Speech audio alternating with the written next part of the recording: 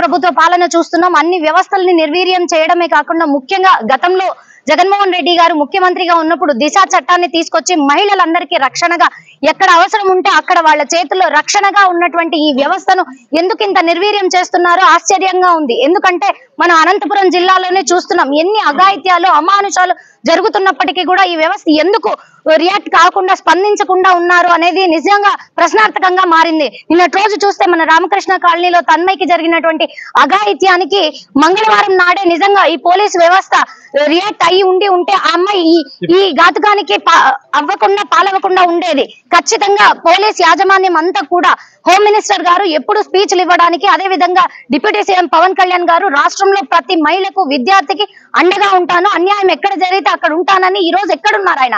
ఖచ్చితంగా చంద్రబాబు నాయుడు గారు కూడా స్పందించాలి.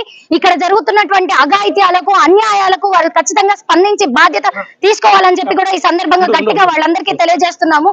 ఇటువంటి విద్యార్థులు కాదు, 3 నెలల చిన్నారి దగ్గర నుంచి వయసు నిమిత్తం లేకుండా అఘాయిత్యాలకు పాల్పడుతున్నారు. ఇటువంటి వ్యవస్థను వారు ఏ విధంగా చర్యలు తీసుకుంటారో ఖచ్చితంగా హోమ్ మినిస్టర్ గారు స్పందించి చర్యలు తీసుకోవాలని చెప్పి కూడా గట్టిగా వైఎస్ఆర్ కాంగ్రెస్ పార్టీ తరఫున డిమాండ్ చేస్తున్నాం.